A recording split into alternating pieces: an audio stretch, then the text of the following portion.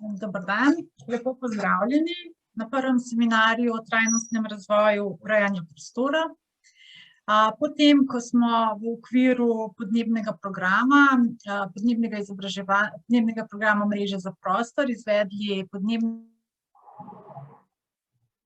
izobraževanja, taka 4 osnovna izobraževanja, ki jih imate tudi še na spletni strani Mreže za prostor in si jih lahko kadarkoli ogledate. Skratka, ko smo se seznanili s temeljnimi parametri podnebnih sprememb, prehajamo zdaj na vsebine izobraževalne, ki so pravzaprav jedro našega delovanja mrežnega, in sicer trajnostno urejanje prostora s poudarkom na stanju in prihajajočih podnebnih spremembah.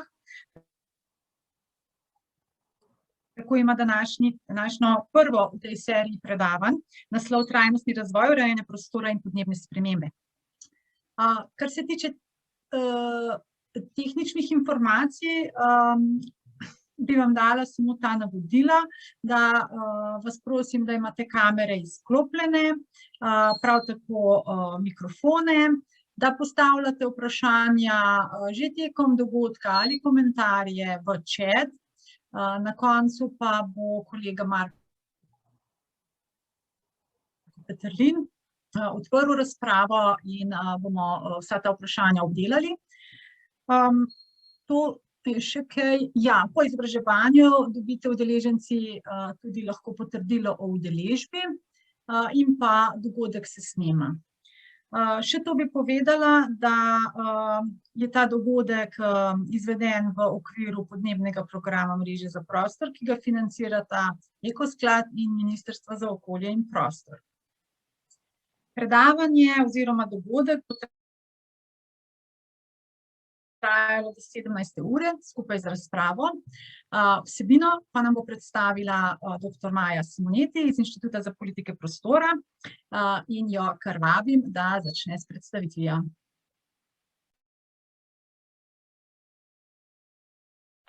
Maja, ne slišimo te?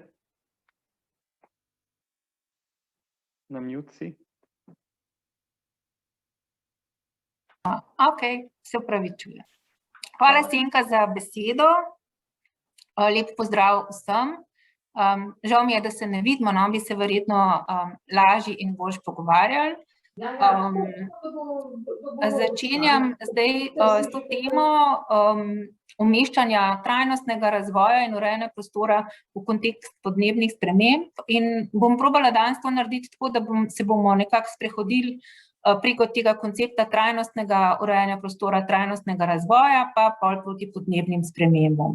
Nekako glavni namen ali pa poanta cele zgodbe je ta, da bomo v bistvu videli, kako so ta pomembna prizadevanja družbe pravzaprav dolgo časa prisotna, kako se počasi vedno bolj natančno artikulirajo in kako pravzaprav potem še bolj počasi pa se te cilji uresničujejo. In zdaj iskali bomo seveda tukaj odgovore na to, kako lahko sebe najdemo v tem, kako lahko prispevamo k temu, da stvari vendarle napredujejo, kakšna je naša vloga, kakšna je vloga dejavnosti, s katero se ukvarjamo in akcij, ki jih izvajamo, glede na to, da predvidevam, da nas je veliko s področja nevladništva. Tako kot rečeno, najprej ena beseda o trajnostnem urejanju prostora. Zdaj, če je pač urejanje prostora kompleksna družbena dejavnost, zelo organizirana, pravno, formalno tudi podprta z zakonskim okvirom, z kupom enih pravil, ne samo z področja načrtovanja prostorskega in graditve, ampak tudi z različnih drugih področij, ki določajo pogoje tega, kako se sme razvijati dejavnosti v kontekstu posameznih pristojnosti resorjev, od kmetijstva do varstva narave, vode, upravljanja s kmetijskimi zemljišči, gozdnimi zemljišči, kulturno dediščino, varstvom okolja, da naštejem samo glavne mogoče vidike, pa sej to poznamo. Skratka, gre za eno zelo kompleksno dejavnost. Kot veste, v Sloveniji se na 2 nivojih izvaja, na državnem in občinskem. Ambicija države je, da bi tudi umestni regionalni nivo vpeljali, vendar ta še zaenkrat ne deluje. In zdaj imamo tukaj kar naenkrat čez vse to zelo kompleksno delovanje, trajnostno urejanje prostora in se sprašujemo, kaj pravzaprav to je, ne? Zakaj bi bilo treba tej tako komplicirani in zahtevni dejavnosti pripenjati še neke predpone, dajati ene pridevnike. In kar lahko ugotovimo je, da je to pravzaprav en koncept, ki podpira prizadevanja družbe za en nov način razvoja, ki očitno ni tako samoumeven, ki zahteva ene razmisleke, ki niso samo tisti, ki so najbolj utečeni in običajni, ampak hočejo od tistih, ki sprejemajo odločitve, en dodaten napor. Zakaj gre? Po eni strani gre za pomen ohranjanja narave in varstva okolja, po drugi strani pa za družbene razsežnosti razvoja. Zdi se, da sta to dve področji, ki se skozi čas pokaže, da sta nekako zaostajata za gospodarskim razvojem in tistim, kar zanima pravzaprav ekonomski del družbenega sistema. In to zaostajanje je v eni fazi postalo tako, bom rekla, veliko in tudi očitno, da je prišlo do mednarodnih prizadevanj za to, da bi se doseglo bolj skrben odnos do rabe virov, se pravi do ohranjanja narave, do varstva okolja in potem tudi sočasno ali pa vzporedno s tem za večjo družbeno enakost in zmanjšanje razlik med posameznimi skupinami prebivalcev, posameznimi deli razvojnih območij in to naslavlja koncept trajnostnega razvoja. V njem so pomembna 3 velika vodila, več medgeneracijske odgovornosti, poznamo definicijo trajnostnega razvoja, ki reče, da dajmo upravljati in ravnati z viri na tak način, da bomo zanamcem, dedičem zapustili okolje, ki bo omogočalo tudi njihovo preživetje. To je ta medgeneracijski razpon, ki je ujet v tej definiciji. Hkrati pa sta pomembna še 2 podobna principa, taka vseobsežna in eden je ta, da ko govorimo o ohranjanju narave in vplivih na okolje, je pomembno čezmejno delovanje, administrativne meje ne omogočajo dobrega ohranjanja narave ali pa varstva okolja učinkovitega, ker naravni sistemi ne priznavajo administrativnih mej. In potem je še poudarek na čezsektorskem sodelovanju in povezovanju, to pa zato, ker je lahko to zamejeno gledanje na posamezne naloge, ki si jih sektorji zadajo, naj bodo to sektorji varstva ali pa sektorji razvoja, lahko obremenjujoče in povzroča škodo na področjih, ki ga manj zanimajo, so za njega robni ali pa sploh ne sodijo v njegovo področje in je to škodljivo.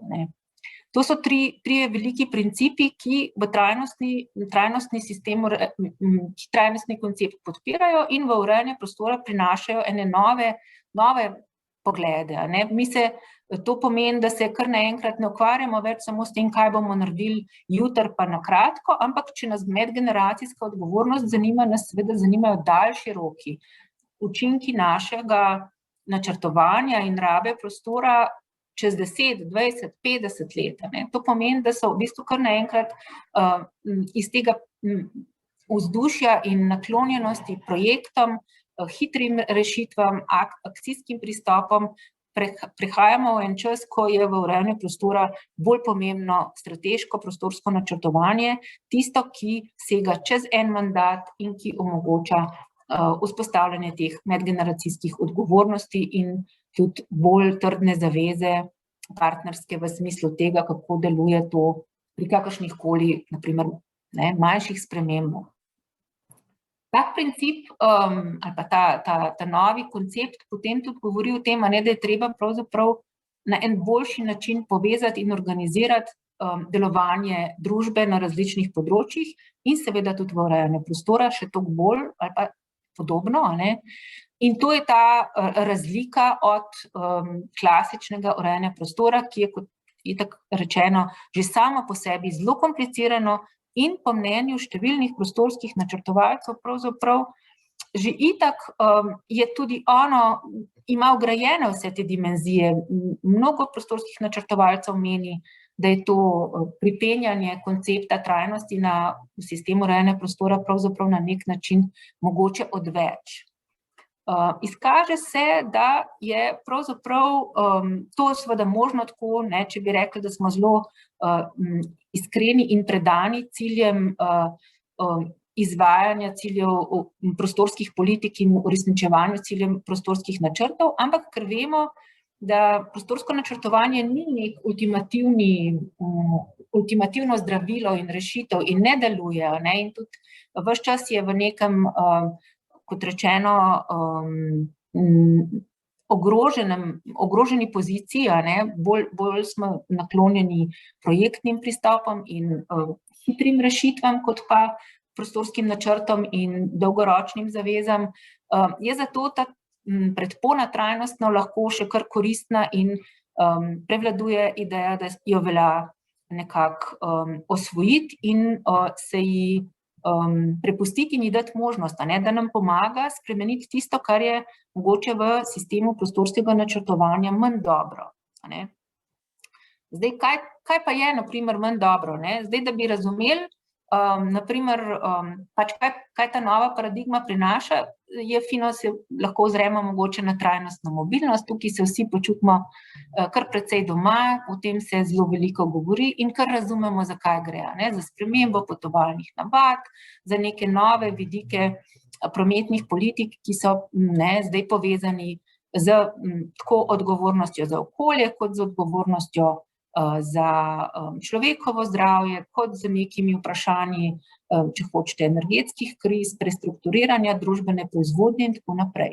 Zdaj, tale shema tukaj kaže, kako je ta tema mobilnosti, ki je tako, naprimer, da padla skozi koncept trajnostnega razvoja kot ena od prioritet na naše delovne mize, pravzaprav povezana z zelo različnimi področji. Ona sega na veliko področji, za katere mi vemo, da so sistemsko organizirane, da so to močni sektorji z ministrstvi, z svojimi zakonodajami in vsak po svoje tudi vpleteni v sistem urejanja prostora. Nekateri kot zdravje, kot nosilci urejanja prostora, nekateri kot varstvo okolja, kot pravzaprav en zelo pomemben vzporeden okvir sistemu urejanja prostora, promet ali pa infrastruktura, naprimer zelene površine, če hočemo, vprašanje dostopnosti, varnosti, to so pa v bistvu vsebine prostorskega načrtovanja, urbanističnega načrtovanja, ampak vse to doreka pravzaprav pogoje za to, kako se na področju mobilnosti preobraža družba v to smer trajnosti. Ta primer kaže na to, kako je, takoj ko pač uvedemo ta termin in ko se spustimo na to polje spreminjanja nekih navad ali pa praks, zato da bo naš ogljični odtis nižji, zato da bomo dosegli več koristi in spremenili škodljive navade in rabe prostora in vplive na okolje, pravzaprav to sega na zelo različna področja in to res zahteva ene nove kulture povezovanja in sodelovanja med različnimi akterji, če hočemo te cilje doseči. In zdaj, ko se tako pogovarjamo, je dobro se zamisliti, kdo je zdaj odgovoren pravzaprav za takele, za uresničevanje ciljev v urejanju prostora, pa naj bo to trajnostno ali pa sistemsko, tako kot je organizirano. In imamo v bistvu organizacijo v Sloveniji, to smo se že prej malo dotaknili, tako, da imamo po eni strani tukaj državo, ki ima zelo pomembno vlogo, ker je zadolžena za te mednarodne vidike urejanja prostora, za čezmejno urejanje prostora in za državne posege in tudi za vodenje in usmerjanje razvoja na lokalni ravni. Se pravi, dolgoročno skladen in uravnotežen razvoj, do katerega imamo na nek način pravico vsi prebivalci, je v rokah države. In tlele iz tehle dokumentov, ki so sestavina državnih prostorskih pravil, se pravi državnega prostorskega reda, ga vidimo, da država pravzaprav zelo natančno predpisuje in določa ne samo terminologijo, ampak tudi v bistvu pripravo prostorskih aktov na ravni občine, zato, da bi bil ta jezik urejanja prostora čim bolj enak v vseh občinah, in čim bolj razumljiv prebivalcem, da nekako omogoča sporazumevanje, sodelovanje, pa tudi, če hočete, proste izbire in v bistvu izboljšave, enakovredne izboljšave v vseh okoljih in zmanjševanje razlik. Občine imajo to nalogo, da po eni strani slišijo, kar dela država, slišijo, kaj država prenaša iz mednarodne ali pa globalne ravni, naprimer na tak način, kot prenaša cilje trajnostnega razvoja ali pa ambicije na kakšnih drugih področjih konvencij in mednarodnih zavez, evropskih, tudi naprimer, medtem in hkrati ima to svojo primarno temeljno nalogo, da pripravlja in posodablja občinski prostorski načrt kot temeljni prostorski akt. Temeljni prostorski akt v tem smislu, da določa namensko rabo in nekako vzpostavlja pogoje za skladen in dolgoročno vzdržen razvoj. Prostorski akt, občinski prostorski načrt ima strateški del, ki postavlja neke dolgoročne smernice in ima izvedbeni del, ki omogoča izvedbo tistih posegov, za katere ni potrebno imeti posebnih gradbenih dovoljenj in dodatnih urbanističnih preveritev in izvedbo posegov za ene posege, za večja območja razvojna pa določa tudi še izdelavo podrobnejših urbanističnih preveritev, podrobnejšega prostorskega načrta in potem izdelavo prostorskih dokumentov. Kar je posebnost, je, da poleg tega, da določa vse te pogoje, pravzaprav določa številna pravila, o katerih se bistveno manj govorijo. Mi velikokrat nekako povezujemo prostorske načrte ali pa prostorske akte, predvsem s temi pogoji, kako in pod kakšnimi pogoji se bo gradilo, manj pa s pogoji tega, kako se bo prostor uporabljalo, kako se bo z njim upravljalo. In to je v bistvu še kar ena velika zadrega, sploh ko začnemo govoriti o sodelovanju, o vzdržni rabi prostora, o spoštovanju pravil, in tudi pol kasneje, naprimer, če se dotaknemo podnebnih sprememb, tudi o pravilih ali pa o ukrepih, ki prispevajo k blaženju ali pa k prilagajanju.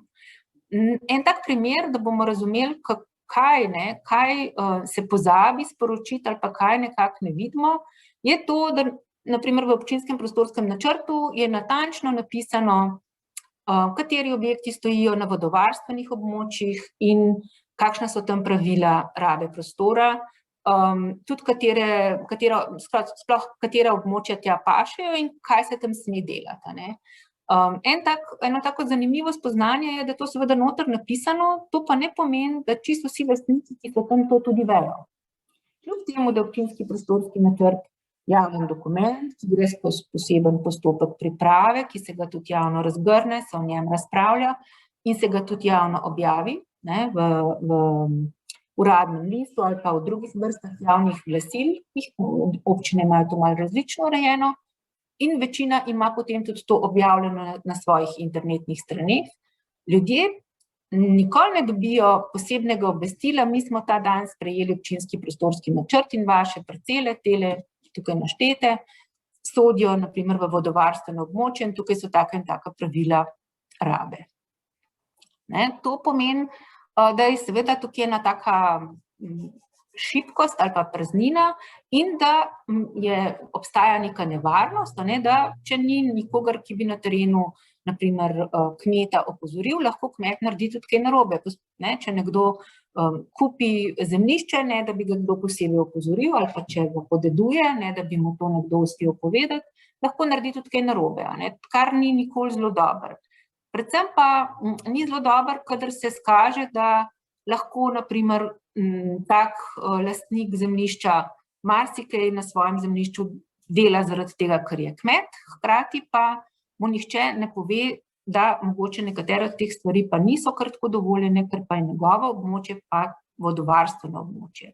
To je zdaj samo en tak primer, ampak takih primerov je veliko, kjer pravzaprav Obstajajo številna mala pravila zapisana v prostorskem aktu, ki pa jih lastniki ne poznajo in tudi ne vejo čisto dobro, kako ravnati z njimi. Zakaj je to pomembno? Zato, ker se pravzaprav število pričakovanj, ki jih v prostorske akte opisujemo in nalagamo, pravzaprav povečuje, ne? In zdaj, če ni tega dialoga, če ni prenosa teh informacij, tudi ne more priti do sodelovanja in do ustreznega ukrepanja. Tukaj ne gre nujno za to, da bi kdo ne hotel ali pa ne maral, ampak zato, ker tudi dostikrat ni nujno, da to sploh ve, da mora, ne. In podobno je na številnih področjih, no. Ta primer je mogoče še kar zanimiv, zato ker je tako, ne, voda, varstvo vode, nekaj, kar imamo zelo ozaveščeno, hkrati pa, ko enkrat kot prostorski načrtovalec to odkriješ, da je taka šibkost v sistemu, vidiš, kako je pravzaprav sistem luknjičav na nek način, ne. In zdaj tle, kot rečeno, ta dva nivoja, ne, se pravi država pa občina, predpisujeta, ne, različne vrste, različne ravni so tukaj načrtovanja in urejanja prostora, hkrati je pa, so pa tukaj potem zasebni in javni lastniki nepremičnin, ki so v te procese bolj in manj aktivno vključeni v tem smislu, da kadar imajo svoje pobude in razvojna pričakovanja, takrat so seveda bolj zainteresirani, bolj tesno spremljajo, že pobudo dajo in potem še spremljajo postopek priprave načrta in to, kako bo pobuda obravnavana. V kolikor pa so bolj kot ne uporabniki in izvajalci dejavnosti ali pa pasivni lastniki, kot se reče, pa ni nujno, da so posebej zainteresirani, da posebej spremljajo in da se sploh čutijo pravzaprav povabljene v dialog, kar je lahko seveda potem nehote pripelje do težav, ne. Skratka, to spoštovanje določil prostorskih aktov in predpisov je nekaj, s čimer se bo v prihodnosti sigurno treba bistveno več ukvarjati. Razlogi za to bodo različni, predvsem pa bodo vedno bolj pomembni, a ne. Tako trajnostni razvoj govori o enih vidikih, a ne, pa nas na ene stvari opozarja, ko pridemo na področje podnebnih sprememb, prihajamo na področje rešitev, ki so mogoče še bolj majhnega merila, ampak hkrati so lahko enako pomembne za kakovost bivanja, za pogoje življenja tudi drugih v skupnosti, ne samo lastnika.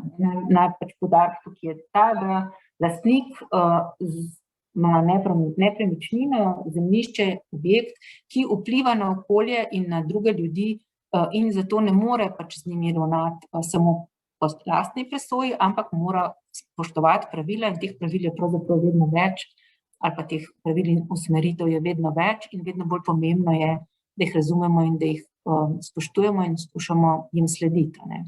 Zato je skozi bolj pomembno sodelovanje, ne. Sodelovanje že v procesu načrtovanja, kjer se informiramo, kjer se seznanimo, kjer se razvije ta nek skupni jezik, se temu rado reče, ne, da se ne samo razvije spoštovanje, ampak tudi, da se res razumemo, ne, da prostorski načrtovalci prilagodijo besede, prilagodijo risbo, predstavitve, tako da jih ljudje razumejo in da se potrudijo ne razumeti, kaj jim ljudje pripovedujejo oziroma kaj ljudi zanima. In to so v bistvu velike spremembe, ki prihajajo, glede na to, da je naš sistem še zmeraj kar precej rigiden, kar se tega tiče, no? Ampak k temu se bomo še vrnili.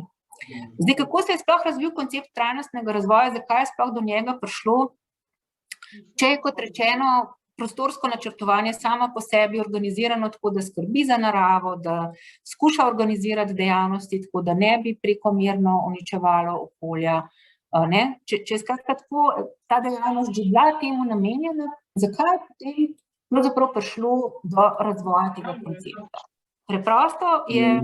Ja, se danes sem jo še enkrat klical, pa se je javila, pa je bila zadnji na seminarju, tukaj tistele. A se lahko prosim vsi izklopite mikrofone? Hvala, Sinka.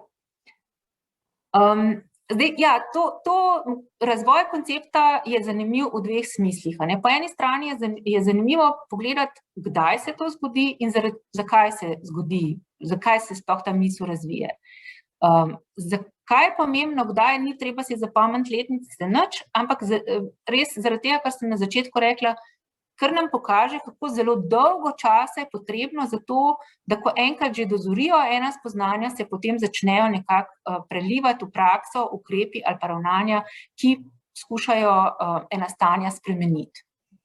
Kritično stanje v okolju v 60-ih letih, se pravi 20 let po drugi svetovni vojni, ko se že konča tista in prenova in ponovna graditev in tudi industrija se ponovno vzpostavi, pripelje do tega, da pride do enega preobrata in sicer obremenitve v okolju so tako velike in tako škodljive, da preprosto je treba začeti gledati, dozori spoznanje, da je treba začeti na razvoj gledati nekoliko drugače, da je treba večjo težo dati temu, kako razvoj vpliva na okolje in kako vpliva na človeka, ne samo stremeti za gospodarskimi, ekonomskimi učinki, ampak nekako tudi ta dva vidika, druga dva, se pravi okoljskega in družbenega, začeti spremljati bolj in skrbeti, da ne bosta zaostajala.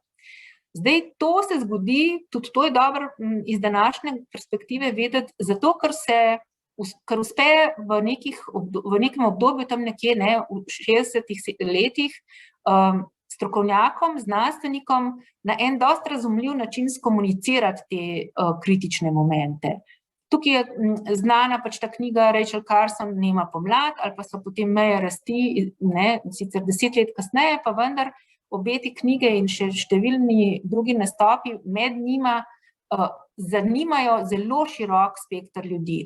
To niso knjige, ki so namenjene samo znanstvenih ali pa strokovnih komunikacij, ampak zaradi zelo nazornih predstavitev, kako na primer uničevanje škodljivcev z fitofarmacevtskimi sredstvi škoduje okolju in tudi drugim rastlinam, živalim in človeku, vodi, tlem, plodnosti, tal in tako naprej, dosežejo splošno široko javnost in takrat se potem sproži tudi ta politična volja na nek način, da se začnejo pogovori o tem, da je vendar treba nekaj narediti. Pogovori se začnejo v okviru Mednarodne zveze za varstvo narave, ona je nekako taka pomembna nosilka tega gibanja in ona tudi vpliva na to, da se pri Združenih narodih potem organizira posebna delovna komisija, ki začne spremljati stanje okolja in da se tudi organizira poseben program varstva okolja pri Združenih narodih, tako imenovani UNEP.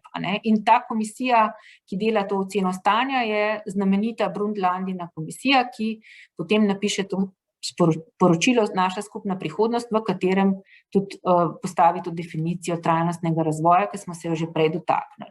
Zdaj, od takrat, ko Rachel Carson izda 62. leta knjigo Nema pomlad, do te definicije trajnostnega razvoja, prvič predstavljanje na nekem srečanju te zveze za ohranjanje narave, Mednarodnega združenja za ohranjanje narave, in potem kasneje v Brundtlandinem poročilu mine kar veliko leta. To je dobrih 20 let, 25 let. To je v bistvu zanimiva in pomembna nekako iztočnica v tem smislu, kako dolgo časa to traja. In potem, če gremo pogledati, kako poteka uresničevanje teh nekih zavez, ki so iz tega poročila potem ven bile sprejete, vidimo, da je potem še dodatna leta, da pride do prve okoljsko pomembne konference v Riju, kjer se potem pojavi Agenda 21 in deklaracija o okolju in razvoju, ki nekako postavlja neke temelje za uresničevanje trajnostnega razvoja. To dogajanje na mednarodni, na globalni ravni se tako po enih dveh, vedno očitno je ta princip dveh hitrosti ali pa razvoja ali pa še česa drugega kar pogost pojav. Nerazvite države se na to nekako drugače odzivajo kot pa razvite.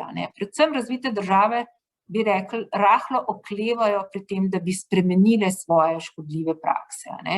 nekako nimajo zelo velikih razvojnih zaostankov, pa zdi se jim, da z malo truda tele vplive lahko še kar dobro držijo dol in niso pripravljene se podrediti nekim skupnim globalnim ciljem. In to je zanimivo, to se potem pokaže v tem, da šele potem velika kriza, se pravi po prelomu tisočletja, velika kriza ekonomska tudi, postane ena taka posebna spodbuda in da dodaten pospešek za prehod družbe na trajnostni razvoj. S temi spremembami ali pa s tem dogajanjem, ko postanejo opozorila še bolj močna in vse prisotna, se potem nekako zmehča tudi ta pogled zahodne, bolj razvite družbe in se tudi kriteriji sodelovanja nekako dvignejo in zaveze so nekako skozi bolj močne. In če gremo pogledat na evropsko celino in v evropsko skupnost, vidimo, da tudi Evropa takole sicer ves čas nekako spremlja naloge, ki jih pridobiva s tem, kar se na Združenih narodih dogaja, vendar pa ni prav zelo učinkovita in tudi ne zelo zahtevna do svojih članic pri realizaciji teh ciljev. In podnebna kriza pravzaprav, tle na prelomu tisočletja, se pravi globalna, ta ekonomska kriza in podnebna kriza, skupaj sta še dodatna spodbuda tudi za prehod v spremembe. In takrat potem, na primer, v razvitem svetu, seveda tudi z finančnimi ukrepi in pristopi spodbudijo države in posamezne sektorje k spreminjanju pravzaprav navad škodljivih. Zanimivo je videti to, da so bila pričakovanja glede trajnostnega razvoja, na primer tam na milenijskem srečanju okrog leta 2000, predvsem usmerjena res v te velike razlike med razvitim in manj razvitim svetom, in so skoraj vsa, tukaj vidite, naslavljala vsebine, od 8 vsebin, so sicer 4, ki se sigurno tičejo tudi razvitih držav, ampak vseh 8 pa se tiče seveda manj razvitih držav. Potem pa pravzaprav ne minje veliko let, ampak vmes se zgodi velika kriza, gospodarska, in tudi dosti bolj je očitno in jasno, da nam grozijo podnebne spremembe, da so postajajo vedno bolj realne, da so tukaj, kot radi rečemo. Tudi pri podnebnih spremembah, sami veste, o tem smo se že v prejšnjih seminarjih podučevali, je zelo dolgo časa trajalo od takrat, ko so znanstveniki pravzaprav prišli do teh spoznanj in prvič pritisnili na mednarodne organe, da bi se karkoli spremenili, Svetovna zveza meteorološka začela to delati, je bilo to konec 80-ih let, to se pravi, da je to zelo dolgo časa trajalo tudi na tistem področju, da se je karkoli spremenilo. No, vsekakor je ta zgodba iz koncepta trajnostnega razvoja za področje urejanja prostora zanimiva v tem smislu za nas, da, kot rečeno, so tle različni izzivi za manj in bolj razvite države in tudi znotraj držav za manj in bolj razvita območja. Predvsem je pa pač za nas pomembno to, da mi sodimo med ta razviti svet, pri katerem gre za spremembe, ki so težje dosegljive, zato ker gre za neko odrekanje udobju, obilju, svobodnim izbiram, veliki izbiri, na katera smo se kot uporabniki navadili in je zdaj, to so seveda bistveno težje naloge, kot če je naloga, da je treba poskrbeti za to, da bo bolj čista voda, da je treba izobraziti vse prebivalce, spraviti skozi osnovno šolo in jih opismeniti, da je treba poskrbeti za zdravje, da bo smrtnost dojenčkov manjša in podobno. To so v bistvu drugačne naloge in težje v smislu, ker se dotikajo res vsakega posameznika in jih ni možno kar sistemsko zelo preprosto doseči. Zdaj, glede na to, koliko časa se že trudimo okrog trajnostne mobilnosti, če se spet dotaknem te teme, lahko vidimo, da Zdaj že kar dobro razumemo, zakaj se gre, pa mnogi smo že spremenili, številne te, bom rekla, potovalne navade na kratke razdalje, mogoče se tudi ljudje že odločajo, živijo brez avtomobila, se selijo tako, da so lahko na delu in doma brez avtomobila. Ni pa še do velikih sprememb prišlo, naprimer pri tem, da bi javni sistem to podprl v smislu tega, da bi naprimer bili dobro podprti z javnim potniškim prometom in bi se lahko, se pravi, z nižjim ogljičnim odtisom premikali tudi med različnimi kraji po državi ali pa tudi na daljše cilje. Dobro, ne? Hkrati pa je ta slika ciljev, ki nas čakajo, ciljev trajnostnega razvoja, taka, da pravzaprav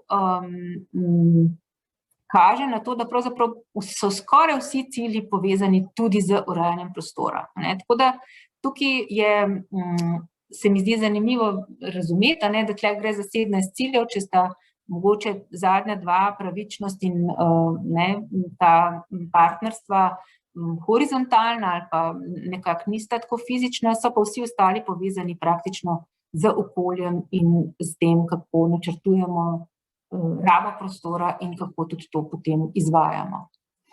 Zdaj, kakšna preobrazba v smislu merjenja razvoja je trajnostni razvoj, mogoče še to, gre za to, da, to sem že sicer na začetku omenila, se od tega, ko se je razvoj merilo z ekonomskimi kazalci, z bruto družbenim proizvodom, začne razvoj meriti tudi preko drugih kazalcev, se pravi stanja družbe in okolja.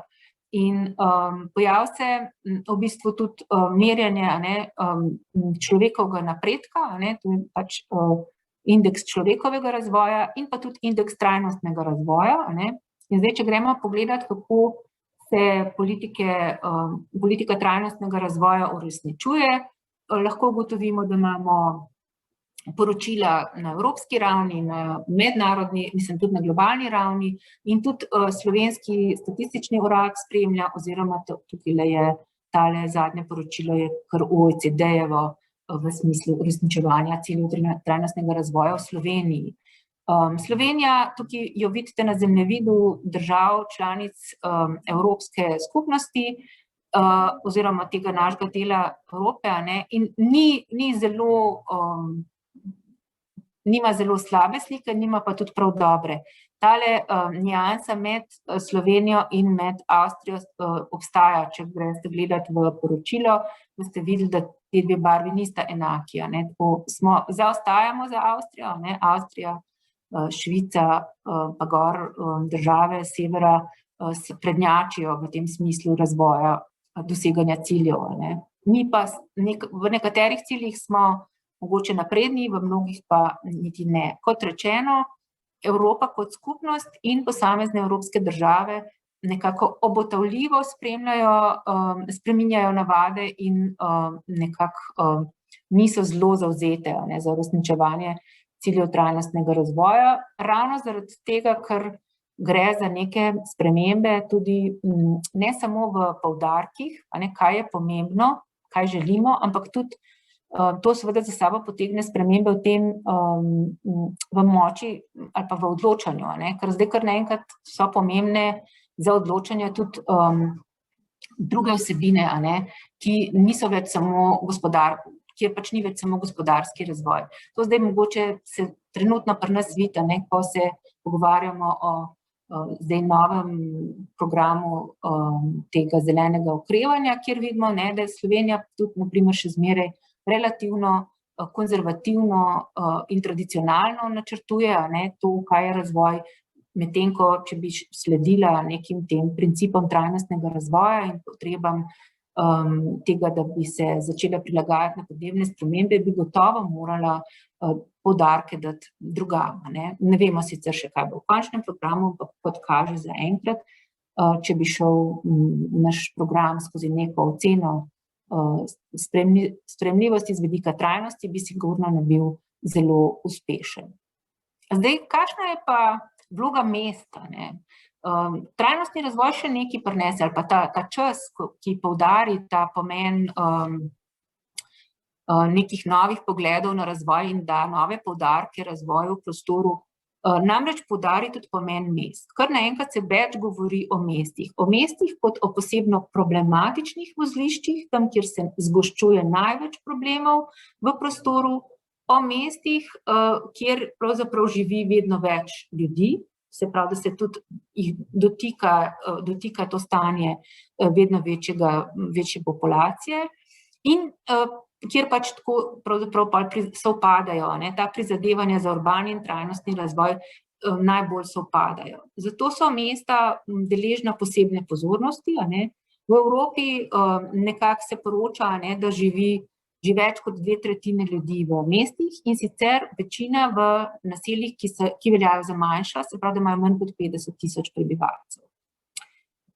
Zdaj to, zakaj hočemo nekako to imeti v mislih, zato ker tudi Slovenija je nekako država majhnih mest in malih naselij, nekako nas to včasih hoče bremeniti, ampak kot rečeno, to je neka posebnost, evropska posebnost, mi smo pač mogoče samo še nekoliko manjši, še bolj razdrobljeni, predvsem pa verjetno tudi bolj razpršeni, Ampak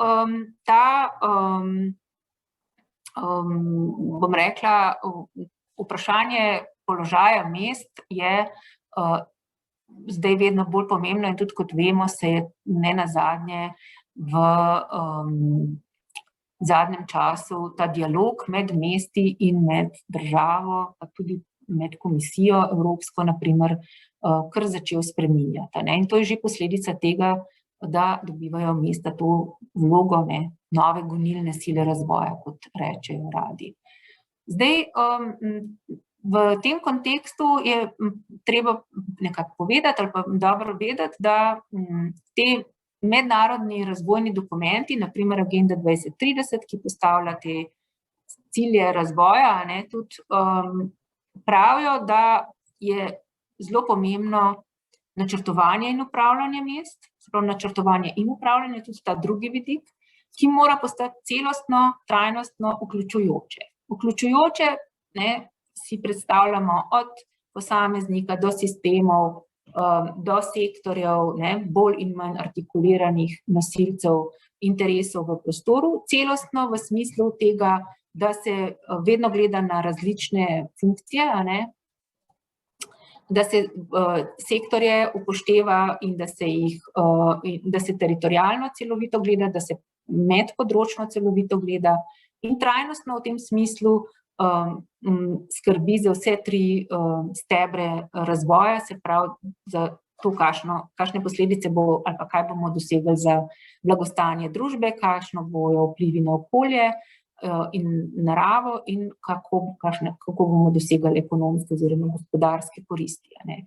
Zdaj, kot rečeno, vloga države ni majhna, je zelo pomembna, kljub temu, da se mestom daje veliko težo, je vloga države kot tega povezovalca med globalnim in lokalnim nivojem in pa predvsem kot tista, ki nekako skrbi za to uravnoteženost, za enakovrednost razvoja, za uravnoteženost razvoja v posameznih delih države, da ne bi po spletu okoliščin nekje pač prišlo do prevelikih nazadovanj in zaostankov, to mora skrbeti država. Se pravi, da mora država tudi zelo natančno spremljati stanje v prostoru in v prostorskem razvoju, zato da bi lahko ukrepala nadomestno oziroma preprečila prevelike zdrse in prevelike razlike. To je nekaj, česar si ne želimo.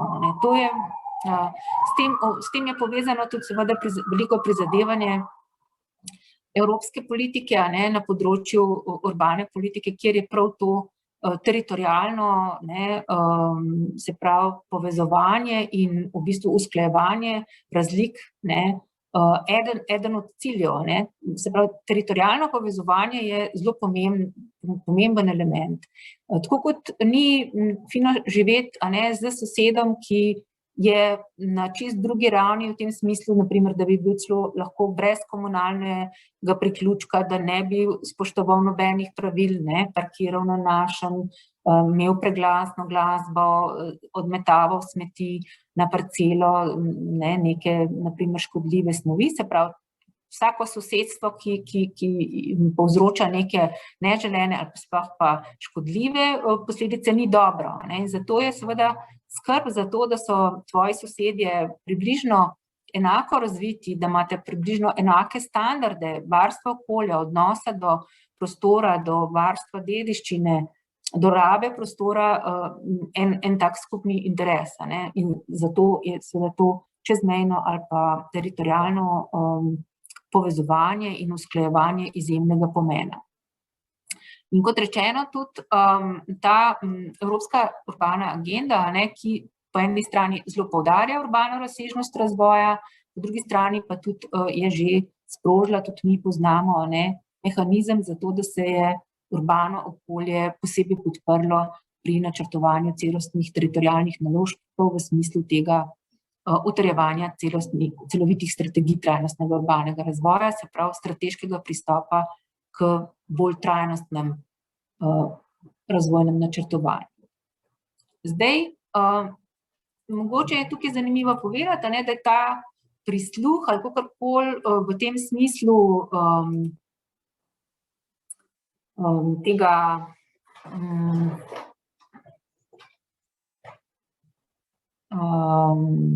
pomena mest slišala tudi naša država, ne, ki je naredila za potrebe tretjega srečanja Združenih narodov na temo naselij, Habitat 3 v Kitu, leta 2016, ne, nacionalno poročilo o urbanem razvoju in takrat nekako izpostavil Urbanistični inštitut, ki je to za državo naredil. Tako ene značilnosti, ki so nam več ali manj jasne, je pa vedno dobro, če so kdaj tako zapisane v enem takem poročilu, ker dobijo potem eno dodatno težo, tudi več ljudi jih mogoče vidi, tudi mogoče je lažje komunicirati na tej ravni potrebnih sprememb, kadar je gradivo tako lepo urejeno, no. Vsekakor je zelo dragoceno poročilo in to poročilo govori prvič po eni strani o tem problemu razpršenosti, redke poseljenosti in majhnosti naselij, predvsem v tem smislu, da je tukaj potem zelo velik izziv dostopnost storitev, trajnostna mobilnost, enakovrednost kakovosti bivanja, a ne, vprašanje preskrbe z urejenimi zelenimi površinami in tudi v bistvu učinkovitosti upravljanja, ne. Tako da ta poselitev, ki ima po eni strani neke prednosti in ponuja posameznikom neko kakovost bivanja, ki jo na osebni ravni zelo visoko vrednotijo, ima z vidika skupnosti ali pa z vidika nekih ciljev skupnosti številne slabosti in glede tega je pred nami še veliko izzivov, ne. Vsekakor pa to naslavljajo, kot rečeno, tudi prostorski dokumenti in zdaj je to tudi tako prezentno, no, da se sigurno da lažje s tem spopadati in o tem govoriti. Kako deluje zdaj v tem kontekstu, če se vrnemo nazaj k urejanju prostora, brez konteksta trajnosti, brez vprašanja, kaj je s podnebnimi spremembami, samo na kratko, da si osvežimo oziroma postavimo okvir, ne. Sistem urejanja prostora, smo že rekli, je zelo kompliciran, zelo kompleksen, veliko je različnih področji, se tukaj vključuje dva nivoja sta, ne, državni in občinski, več faz je od prostorskega načrtovanja, izvedbenega načrtovanja do graditve, rabe in vzdrževanja, prenove.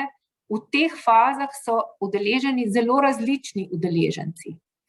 To pomeni, da so med njimi tudi lahko bom rekla take komunikacijski šumi v tem smislu, da načrtuje nekdo, ki pol ne vzdržuje, se pravi med njima ni povezave, ni stika, ni rednih pretokov informacij in to seveda vpliva na v bistvu šibko moč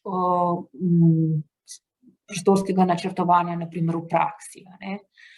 Tukaj so različni nivoji, poleg teh dveh, državnega in lokalnega, je seveda ta mednarodni, ki ga ni za zanemariti, in tukaj je dobro nekako vedeti, da vsaka rešitev nekako ima tako eno celo plejado nadrejenih pravil in smernic in priporočil od globalne ravni preko evropske, preko državne do tega, kar se zgodi na posamezni parceli, na posamezno ureditev naravnano. Te dokumenti in priporočila so različno strogi, različno zavezujoči, vendar pa je vedno več takih, ki pravzaprav po vertikali preko državnih meja skušajo vzpostaviti na lokalni ravni neko stanje. Predvsem, na primer, so taki številni ukrepi z področja varstva okolja, okoljevarstvena zakonodaja je tista, ki je terjala od države daleč največje spremembe, ko smo se pridruževali Evropski skupnosti, ker imamo zelo velik, praktično skoraj kompleten skupen del tega varstva okolja. Varstvo narave je podobno, tudi zelo visoko, tudi na mednarodni ravni zavarovano, in je tudi ta vertikala, se pravi čezmejna, prihaja iz mednarodne ravni. Pa tudi druge, na primer, vse to pa že vemo in o tem so seveda tudi govorijo drugi in bodo tudi drugi govorili, na primer pravica do sodelovanja kot ena taka pravica, ali pa do informiranosti o teh, kaj se bo z našimi nepremičninami zgodilo, kako se bo kako se načrtuje razvoj in kako se bodo razvijala, je ena od tistih, ki je tudi mednarodno nenazadnje zavarovana z Aarhuško konvencijo. Aarhuška konvencija je ena taka, Natura 2000 je en tak sistem, da ne omenjam kakšnih drugih bolj kompliciranih. Medtem ko so te sporazumi z globalne ravni, pa te, ki smo se jih malo že dotaknili in so eni povezani s trajnostnim razvojem, tako kot na primer Agenda 21, eni pa kot Kjotski protokol ali pa Pariški sporazum s podnebnimi spremembami. Iz globalne ravni prihajajo na obeh teh velikih področjih sporočila do države in potem do občin in preko občin ne bi prišla do vseh nas, da je treba nekatere stvari spremeniti in ravnati po nekih novih skupnih načelih in pravilih, zato da bi dosegli želena stanja. Kakšen je slovenski sistem načrtovanja? Iz te sheme, mogoče se še malo vrnem, se pravzaprav vidijo samo ta struktura, kako stoji, bom rekla, kako se zlagajo pravila in principi, medtem ko je sistem, smo se zdaj že dvakrat dotaknili, ne bom več tega ponavljala, sestavljen tako, da imamo prostorsko in gradbeno zakonodajo in pristojnosti na Ministrstvu za okolje in prostor, hkrati pa paralelno so potem še zakonodajni okviri posameznih sektorjev, ki so tudi na državni ravni, in potem njihove strokovne službe, ki delujejo v smislu nosilcev urejanja prostora na državni in na lokalni ravni, in potem nekatere od strokovnih služb, kot so na primer narava in kulturna dediščina, ki delujejo na regionalni ravni. To je v bistvu pač en sistem, ki ima ta vmesno raven organizacije. Podobno delujejo na primer tudi kmetijske svetovalne službe, tudi gozdarske službe so podobno organizirane, s tem, da je na primer gozdarska služba edina od takih strokovnih služb, ki seže od državnega do lokalnega in pravzaprav do slehernega uporabnika. To je edini strokovni sodelavec sektorski, ki pride do vsakega lastnika in ima tudi vlogo v sistemu in načrtovanja in upravljanja, v smislu podporne vloge in odgovornosti na obe strani, se pravi napram državi in ciljem na primer ohranjanja gozda ali pa razvoja gozda in napram lastniku in ciljem gospodarskih in drugih koristi, na primer dolgotrajne vzdržne rabe gozda. Tako da to je taka posebnost. Potem je tukaj izvedbeno načrtovanje.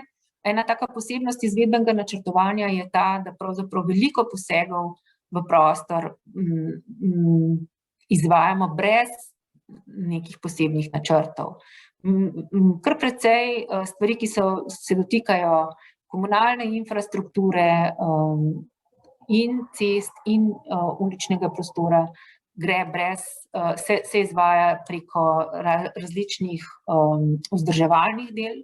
To pomeni, da je to načrtovanje zelo zamejeno, zelo ozko, samo toliko, kolikor je nujno treba, kar pomeni, da tudi dostikrat pride do nekoordiniranih posegov v prostor, do posegov, ki se začnejo, pa se potem čez nekaj časa ponovno isti prostori odpirajo zaradi drugih interesov in potreb načrtovanja in sprememb.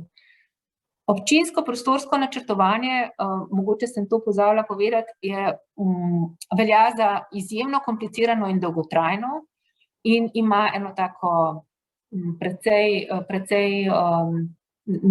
precej krogih negativno konotacijo v smislu tega, da omejuje pravice lastnikov in želje investitorjev, kar je seveda logično ni v njegovi naravi in glede tega ni sporno.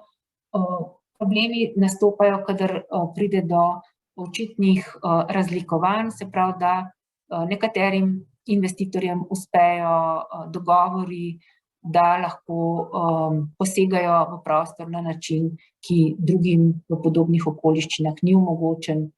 Je to vprašanje transparentnosti, je to vprašanje tega, kako je sodelovanje omogočeno po enakih pogojih vsem in kako tečejo pravzaprav procesi priprave prostorskih aktov. Po eni strani po zakonodaji, po drugi strani pa vsekakor tudi preko neformalnih dogovorov, ki sistemsko niso podprti in niso nadzorovani. To samo po sebi ne bi bilo slabo, če bi bilo tega veliko in če bi se o tem tudi javno poročalo, ker pa seveda to ni tako, je to lahko ena od težav in eden od razlogov, da prihaja do šumov in do tega, da se ljudje čutijo izigrane.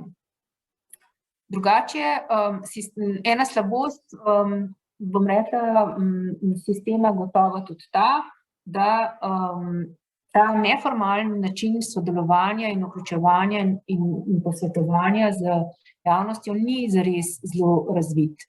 To pomeni, da v sistemu seveda je zagotovljena minimalna pravica sodelovanja in posvetovanja pred začetkom priprave prostorskih aktov in v procesu priprave, vendar pa je način tega sodelovanja velikokrat precej tog in pravzaprav nezanimiv, in če nima posameznik res velikega interesa za svoje območje, zelo težko temu sledi in se tudi ne čuti zares naslovljenega, ker je tako grafika kot besedni način podajanja redko res odprt v tem smislu, da bi ljudje lahko razumeli, kaj pravzaprav poslušajo, kaj jim je povedano, zakaj jim je to povedano in kako lahko na karkoli vplivajo.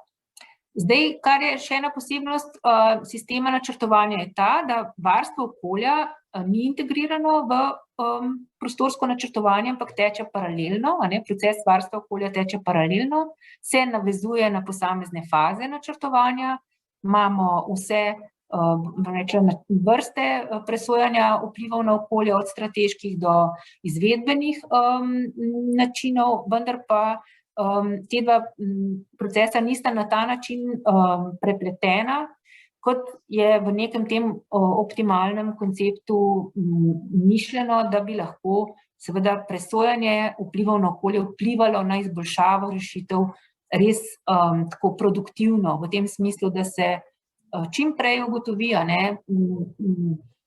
možne zadrege in se jih proba odpraviti s boljšimi rešitvami. In v resnici ta ločitev pogosto slabi učinke načrtovanja in varstva okolja, tako vzajemno se pravzaprav ta dva sistema, namesto da bi se podpirala, se ne nujno. Vse pa se tudi ne, kar je slabost. Zaradi tega rečemo, da slabi učinke.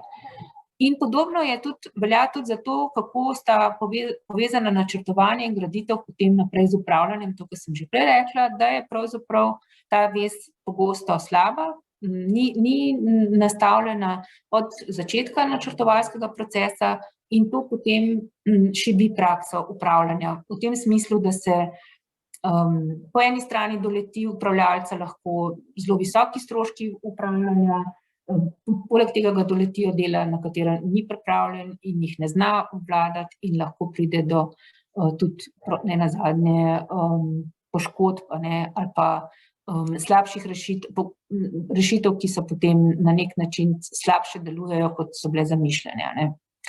Tako da ena od šibkosti slovenskega sistema urejanja prostora je po eni strani to povezovanje med različnimi področji, predvsem med načrtovanjem pa med varstvom okolja, pa med nosilci urejanja prostora v smislu aktivnega sodelovanja, tako kot je varstvo okolja nekako odtujeno v svojem postopku, tako je tudi sodelovanje z nosilci urejanja prostora, se pravi s tistimi, ki zastopajo interese zdravja, ohranjanja narave, kmetijstva, gospodarstva in tako naprej.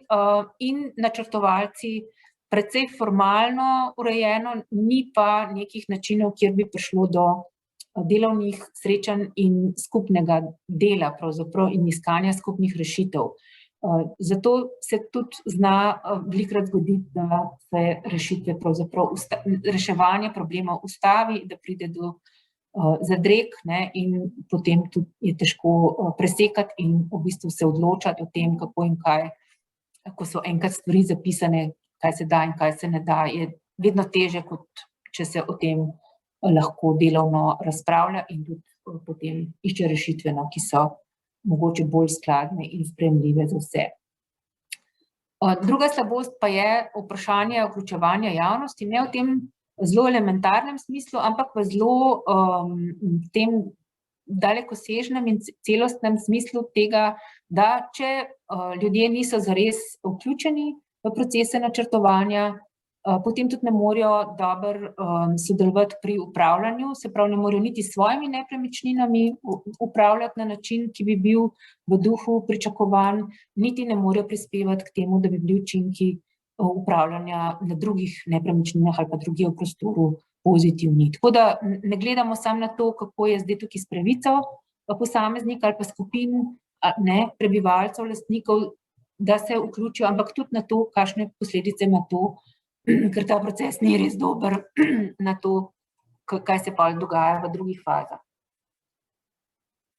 In seveda zdaj, ko govorimo v kontekstu tega obogatenega koncepta, se pravi trajnostnega urejanja prostora in tudi urejanja prostora, ki že odgovarja na izzive podnebnih sprememb, so take šibkosti, ki vidimo, seveda samo še večje, ker tako kot se povečujejo pričakovanja družbe, da bo prostorsko načrtovanje prispevalo k nekim rešitvam problemom ali pa k doseganju skupnih ciljev, tako se tudi potem seveda pričakovanja prenašajo do izvajalcev, ne samo do teh organiziranih izvajalcev sektorskih služb, ampak tudi do vsakega posameznika, ki je v prostoru ali lastnik ali pa uporabnik prostora. To se pravi, koga se tiče, kdo je odgovoren, smo tam na začetku rekli, je že država pa pol občina, ampak nekje spodaj pa pravzaprav vsak uporabnik prostora ali pa lastnik nečesa v prostoru tudi ima neke odgovornosti in lahko prispeva. Veliko ali pa malo, odvisno od tega, kako nagovorjenega se počuti in kako je vključen.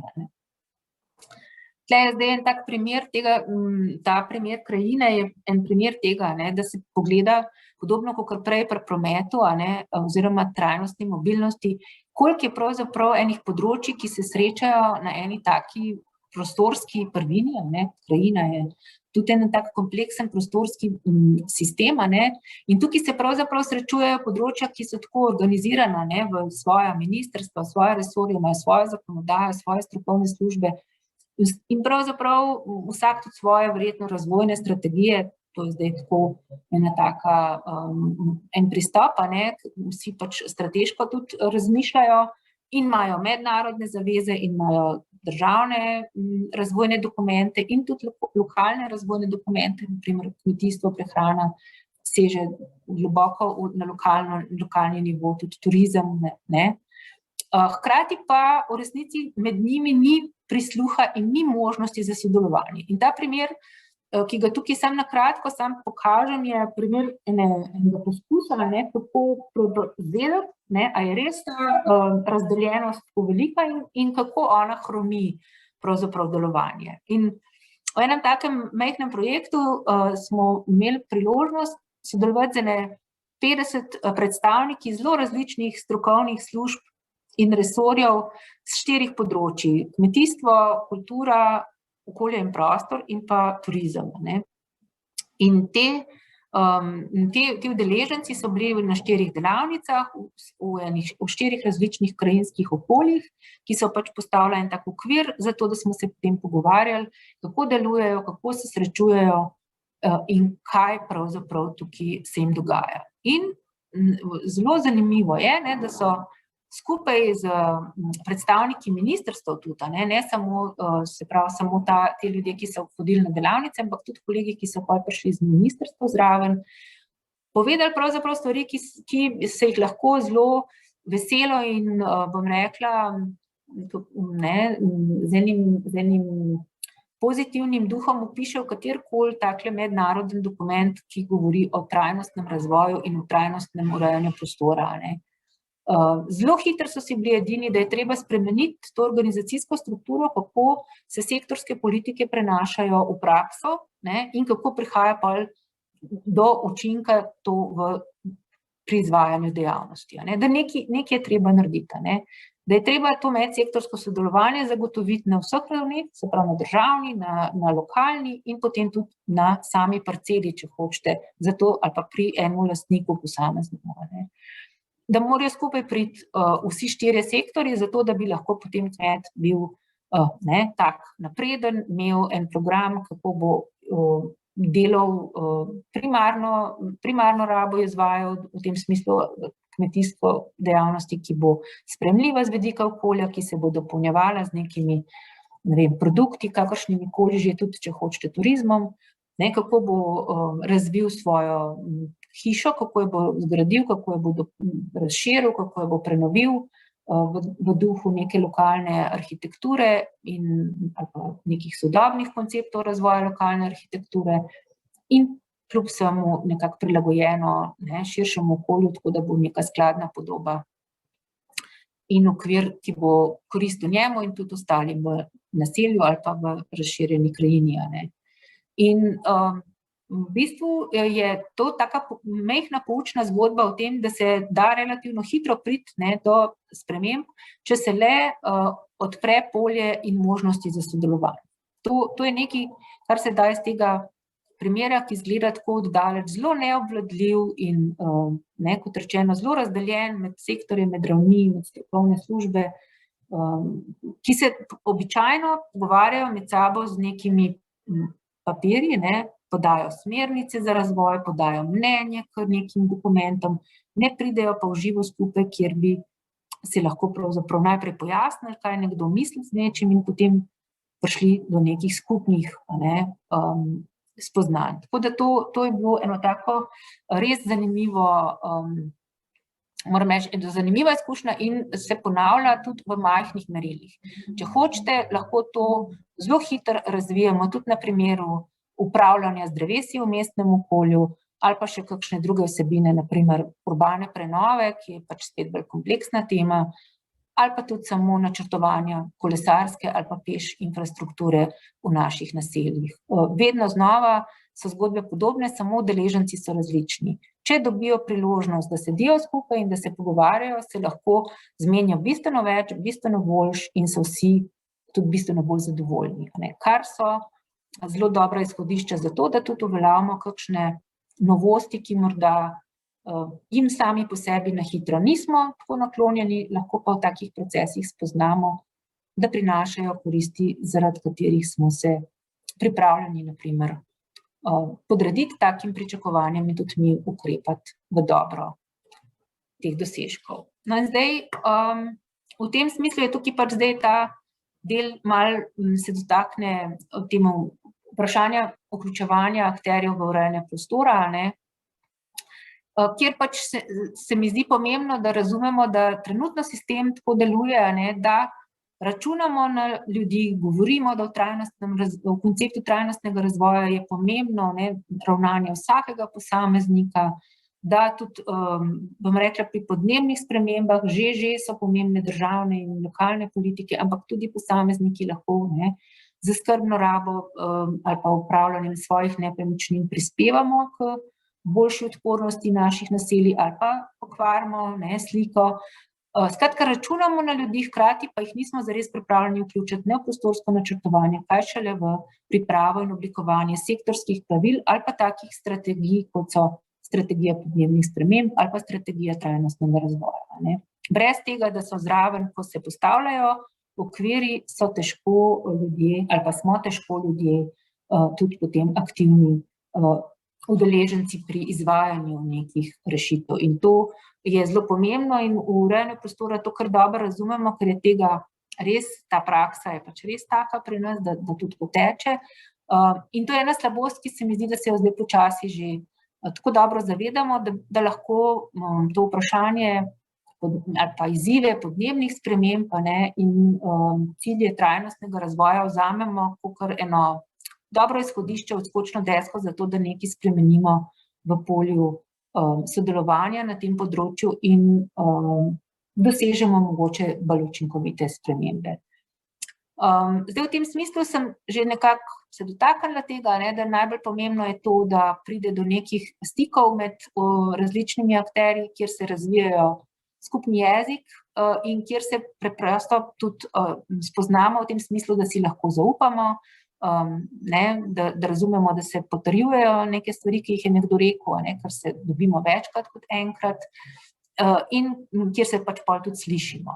Tako da poleg javnih razprav, ki so predpisane, ki so formalizirane, si gotovo želimo več priložnosti za stike, ki so produktivni v več ozirih tudi v smislu, če hočete, krepitve skupnosti in zavzemanja za neke rešitve tudi potem, ko so načrti ali pa programi že sprejeti. Tako da to je posebej mogoče tudi zdaj v zadnjem letu še spet dodatno prišlo do izraza, da s tem, ko v resnici dobro delamo na enih področjih, velikokrat lahko dosežemo čisto na enih drugih področjih koristi.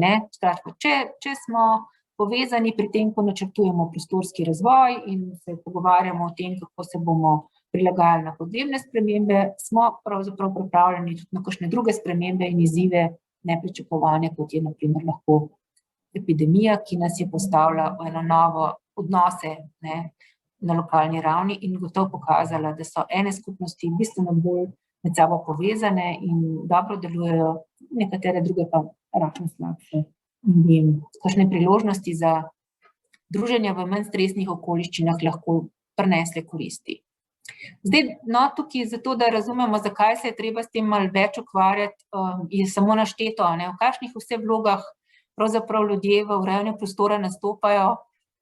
Se pravi, eni so načrtovalci, imajo licenco, imajo šolo, eni so strokovni sodelavci, praviloma tudi kar informirani na svojih področjih, nosilci urejanja prostora, zelo izurjeni v formalnih jezikih, v postavljanju pogojev, v vodenju postopkov. Politika z nekimi prehodnimi cilji pride, gre, uresničuje, stremi za tem, da uresničuje v enem mandatu zadano, zato da dokaže učinkovitost in ponovno pridobi glasove. Investitorji z svojim lokom interesov, lastniki zemljišč s takimi drugačnimi, slabimi, dobrimi izkušnjami iz preteklosti in z različnimi kapacitetami za sodelovanje in za odpiranje novemu in sodelovanje preko meja, pa uporabniki, sosedje, nevladne organizacije nazadnje in potem splošna javnost. Skratka, vsi ti imajo vsak neko drugo zgodbo za sabo, drug jezik in seveda veliko potrebo potem, da pridejo skupaj. Kakšna je slovenska praksa sodelovanja? Mogoče tukaj se še dotaknem tega, vsekakor se mi zdi, da bi bilo dobro, da se danes razidemo s spoznanjem, da je pravzaprav vzporedno tečeta dve vrsti prakse, slaba in dobra.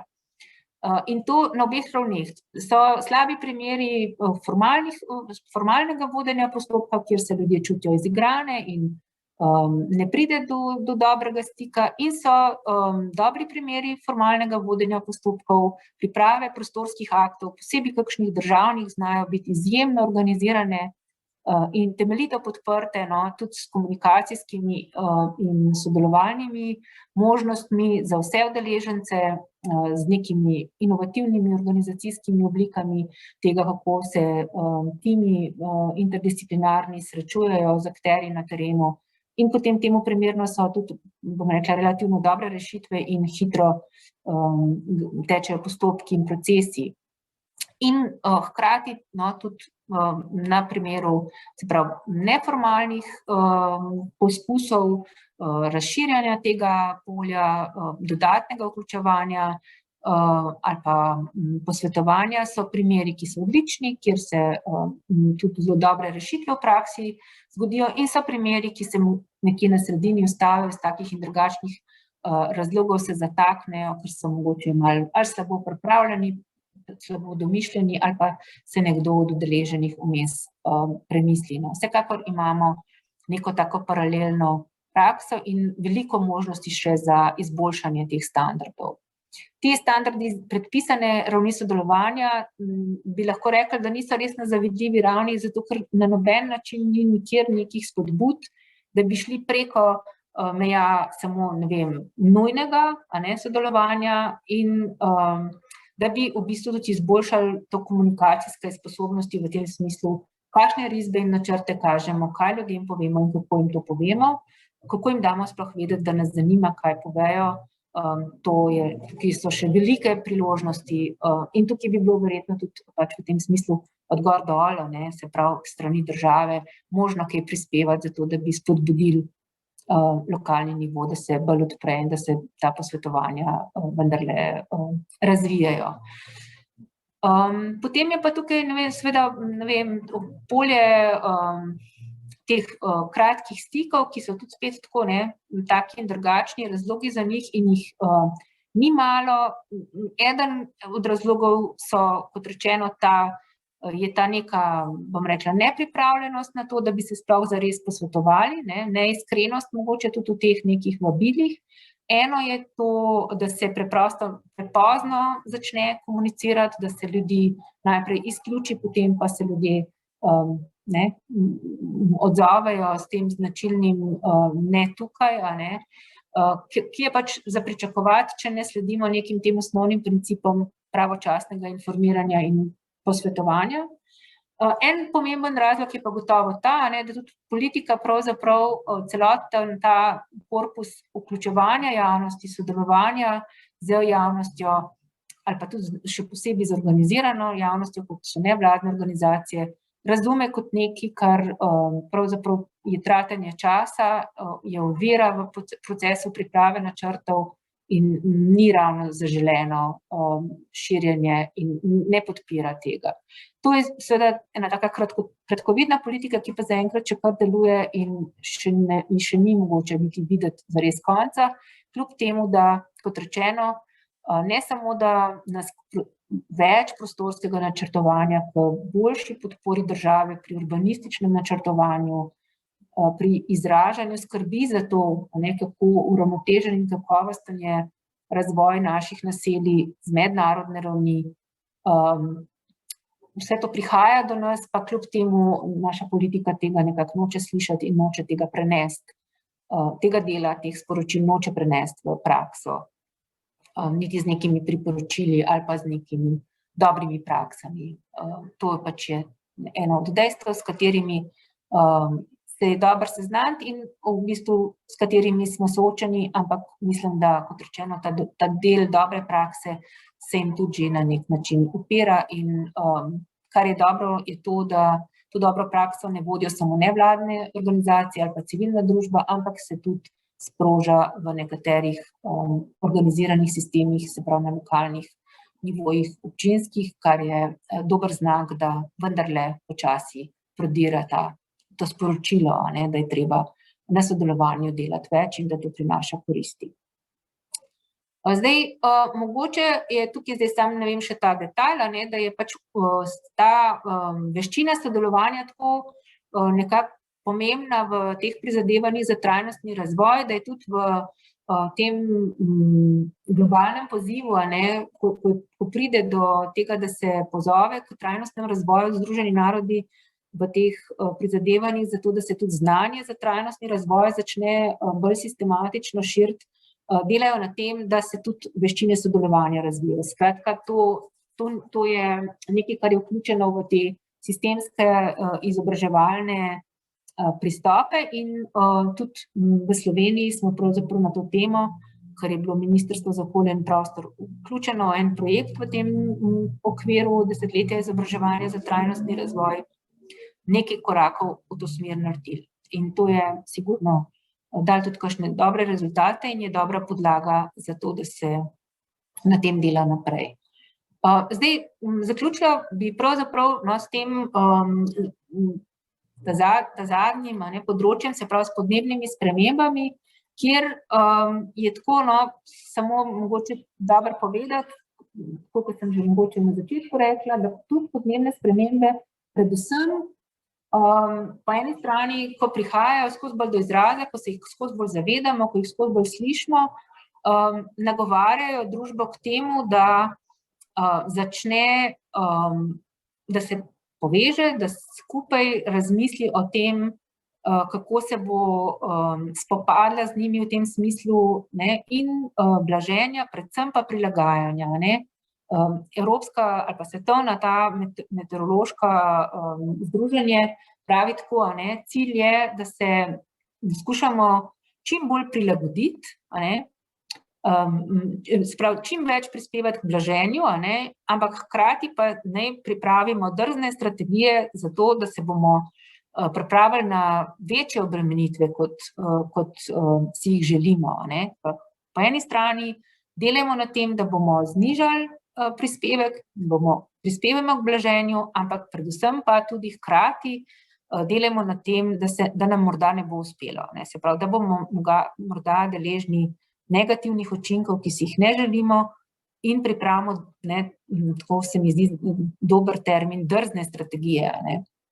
Vsekakor je konferenca v Katovicah 2018 leta mestom nekako priporočila te drzne strategije v tem smislu, dajte sežte čez sektorske poglede, sežte čez pristope, ki so uveljavljeni in spopadite se s svojimi značilnostmi in pripravite podnebne strategije. Zakaj? Zato, ker preprosto tudi iz tistega, kar smo že slišali o podnebnih spremembah v Sloveniji, vemo, da so podnebne spremembe hkrati globalne in lokalne, kar pomeni, da je med kraji prihaja do razlik in vsako mesto ve, ali bo ogroženo s poplavnimi vodami, ali s plimo, ali ga bodo ogrozile suše, pomanjkanje pitne vode, pomanjkanje hrane. Tukaj so razlike lahko tudi na ne zelo velikih razdaljah in zato mesta pravzaprav morajo najprej zelo dobro poznati svoje okolje in potem tudi vedeti, kako bodo ukrepala v smislu blaženja, predvsem pa prilagajanje je zdaj velika prioriteta. V tem smislu Slovenija počasi napreduje, če se skozi bolj zavedamo tega, da smo del tega globalnega spreminjanja podnebja in nekako skušamo razumeti podnebne spremembe, pa še nismo zares zelo aktivni v smislu prepoznave podnebne krize in priprave lokalnih strategij prilagajanja in blaženja. Tukaj zdaj podnebne spremembe kot take po eni strani enako kot trajnostni razvoj poudarjajo pomen tega, da je treba povezati načrtovanje in upravljanje prostora. Preprosto z nekimi parcialnimi ukrepi, ki nimajo stika z tem, kako bodo vplivali na veliko sliko, na celoten prostor, lahko povzročimo škodo in niso zaželeni.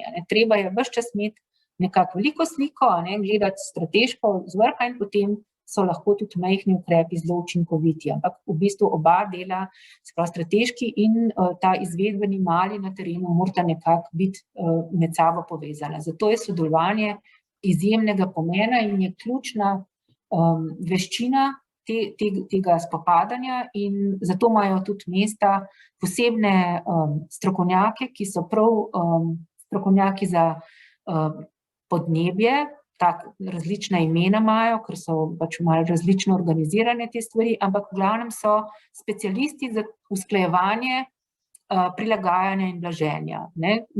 Različne vrste inženirji, tudi družboslovci, ki razumejo strukturo služb, organizacijo sistemov in potem vodijo te dialoge zato, da se rešitve po eni strani optimizirajo, predvsem pa povezujejo in da dajo optimalne učinke. In v bistvu smo pač ves čas na tem, da je pomembno po eni strani razumevanje teh procesov, po drugi strani pa je ta velika sprememba v tem, kako se družba organizirano odziva, kako deluje in do te preobrazbe pravzaprav pri nas tudi še ni prišlo, da bi rekli, da moramo delovati, kot rečeno, medsektorsko, čezmejno in tudi pač medgeneracijsko bolj odgovorno. Predvsem pa je ta povezava med različnimi fazami in vidiki izjemnega pomena v urejanju prostora. Zdaj jaz mislim, da sem pravzaprav prišla naokrog in da je tudi ura taka, da sem že čisto skrajno dolga preveč. Nobeden od mojih moderatorjev me ni prekinil in rekel, da moram nehati, ampak bom vseeno počasi bi zaključila, da bi lahko še kdo kakšno vprašanje postavil. Zdaj sem šele na uro povedala. Mi je kar malo neprijetno, ko sem bila tako dolga. Maja, najlepša hvala. Jaz mislim, da nisi bila predolga, da bo še časa dovolj za razpravo. In hvala ti za to res celovito perspektivo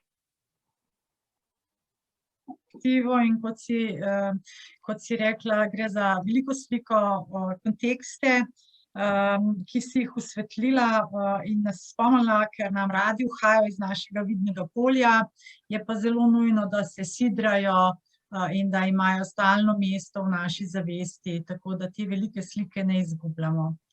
Zdaj pa kar predajam besedo oziroma vodenje razprave Markotu in udeležence pa vabim, da še podajajo vprašanje, komentarje v chat, ker glede na število zaenkrat ne moramo zagotoviti,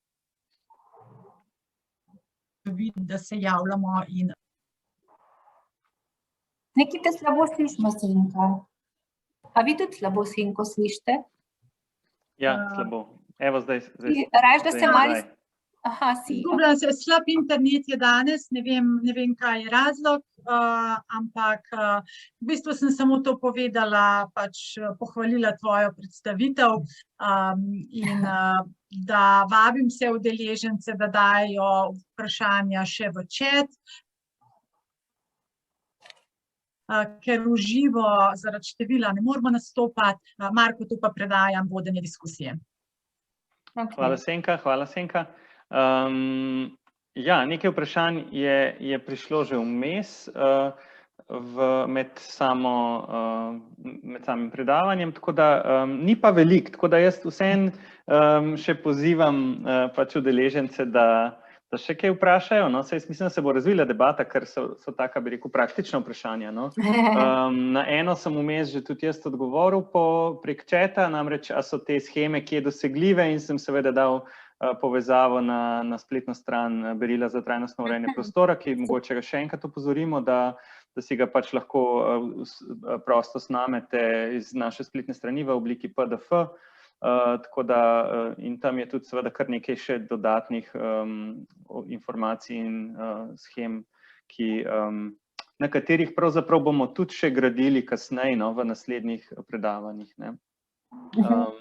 Tako da je to neka taka, bi rekel, informacija za ozadje. Zdaj pa mogoče kar na ta vprašanja. 3 vprašanja, v bistvu dosti na začetku so že bila postavljena. Urša Koce sprašuje, kdo je pristojen za nadzor nad izvajanjem določil OPN? kaj storiš, če opaziš, da na nekem zemljišču nekdo izvaja nekaj, kar ni skladno z OPN. To je mogoče rahlo, ali pa zelo praktično vprašanje, zelo podrobno, ampak seveda zelo tisto, kar rabimo vedeti. No. Absolutno, ja. Zelo pomembno vprašanje, tudi odprto, se je verjetno zato vprašala, ne, ker je to pač nekaj, kar je odprto. Tukaj bi lahko rekli, da gre za neko tako malo izogibanje odgovornosti, a ne, se pravi, ko pride do gradnje, se ve, da je to državna inšpekcija, državna inšpekcija z Ministrstva za okolje in prostor. Če pa pride do teh posegov, ki so v domeni, se pravi, prostorskega akta in niso regulirani naprej z nobenim predpisom, imamo pa tako eno tako sliko, da občinski inšpektorji se ne čutijo vedno naslovljene. Se pravi, nekatere stvari povežejo z enimi svojimi pristojnosti občinskih inšpektorjev so precej zamejene. Naprimer, konkretno pri ravnanju z drevesi je to tak problem, da v prostorskih aktih je naprimer drevo zaščiteno, se reče, da je treba drevesa ohraniti, lastnik pa naprimer poseka drevesa. Občinski inšpektor ne poseže, ker reče, da na zasebnem zemljišču nima pravice in da je zaščita vezana na gradnjo. Če bi investitor gradil, bi moral ohraniti drevesa, ker ni gradil, ta zaščita ne teče. Sprav, veliko ukrepov, moj odgovor je tak, veliko pravil in ukrepov, ki so predvideni v OPN-ju, ni zares nadzorovanih.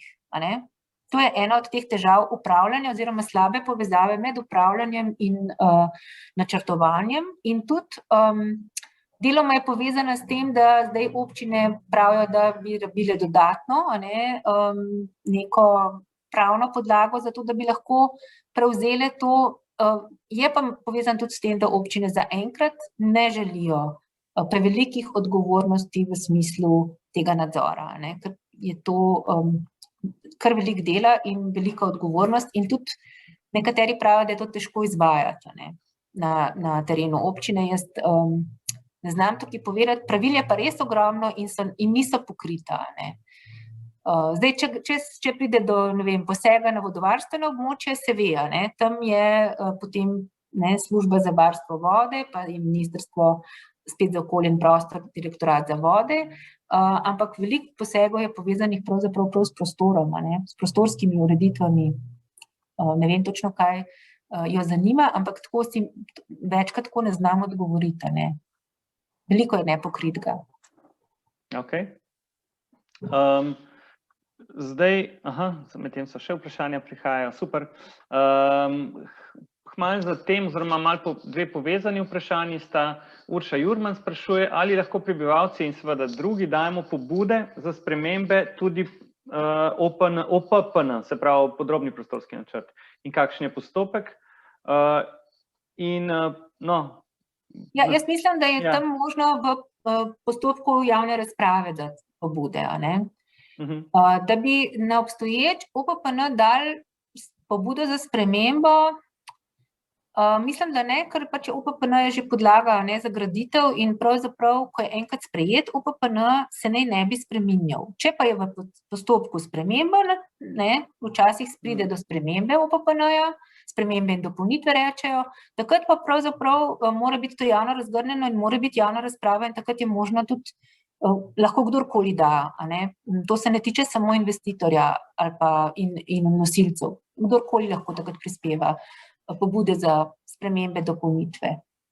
Se pravi, kadar je odprt, kot se reče, se pravi, kadar se spreminja, ali pa kadar mesto pač pozove, če bi nas pozvalo. Teoretično bi bilo to možno, čeprav se še ne spomnim, da bi se kdaj zgodilo. Daniel Motaln sprašuje, kako se lahko aktivni posamezniki formalno vključujejo v doseganje ciljev trajnosti pokrajine, je napisal verjetno, trajnostnega urejanja prostora na splošno. Verjetno, oziroma dopolnite me, popravite me, če sem narobe razumel. Mislim, formalno pomeni v okviru zakonsko predvidenih postopkov in struktur. Zdaj, to je se pravi, da se v procesu, spet, kot si Marko rekel, odprtega, ne, načrta, se pravi, kaj je občinski prostorski načrt, v procesu priprave ali pa dopolnjevanja, je itak na začetku posvetovanje, takrat se da povedati in vključiti, ne, in potem v javni razpravi. To je zdaj z vidika prostorskega načrtovanja. Pri upravljanju pa pravzaprav nekih sistemskih mehanizmov ni. Tudi ne vem, naprimer, če območja, zavarovana območja narave, ne, ki imajo upravljalca tazga, ki je dosežen na večje območje, če upravljajo v sodelovanju. Tega pa, kolikor se spomnim, ni, ampak možno pa, da tudi ima kdo tako prakso. No. Ok, potem imamo pa že zdaj bolj sveže vprašanja. Peter Prinčič sprašuje, kako bi izgledalo učinkovito komuniciranje sprememb OPN oziroma OPPN lastnikom parcel in kaj so, oziroma pač tudi drugim verjetno konec koncev, in kaj so neki tako imenovani low hanging fruits pristopi v že obstoječem sistemu. Skratka, kako se v tem, kako izboljšati ta sistem, ki ga imamo, no? Ne da bi zdaj bilo treba kaj bistvenega spreminjati. Tako jaz razumem. Ja, mislim, sigurno, če bi hodili tako zelo prvinsko, bi bilo to, da bi že samo to, kako se, kdor je bil kdaj na kakšni javni razpravi, ve, o čem govorim, kako se govori o tem. Ne? Se pravi, da je govor dovolj počasen, dovolj razumljiv, da ljudje razumejo, kaj govorimo, skratka, da je prilagojena predstavitev, da ni oddrdrano tisto, kar mora biti tako hitro, da ljudje sploh ne morejo slediti, da se ljudem ponudi v roko tudi nekaj, ne, da lahko tisti, ki mogoče lažje berejo, kot poslušajo, da sta dva medija, ne, ali pa tudi, ne vem, objavi na internetu, ampak velikokrat so ta gradiva, ne, naprimer tista, ki so napisana tako, da jih težko kar vsak razume, ne. To ni treba, da je tako, lahko je tudi bolj razumljivo razlaga napisana, ne, in dileme predstavljene. In enako velja za takrat, ko se govori, in enako velja, da so risbe lahko te pač obvezne sestavine, ne, prostorskih aktov, ki so zelo pravzaprav tehnične risbe, ne, prostorskih načrtov, lahko se pa tukaj to dopolni, ne, z načinom prikaza, ki je bolj ljudem blizu, ki ga ljudje lažje razumejo, ne. To ni velika znanost, je terja dodatno delo, ne, ampak ne veliko, ne toliko, kot če bi rekli, naprimer, pri vodah, tukaj sem dala za primer, ko smo se menili, da bi pravzaprav, ko ti enkrat dorečeš eno varovalno območje enega vodnega zadrževalnika novega ali pa bi moral pravzaprav po moji presoji vsak lastnik dobiti obvestilo, ne. Tole vas čaka, ne. Ker ta evidenca lastnikov je narejena, ne.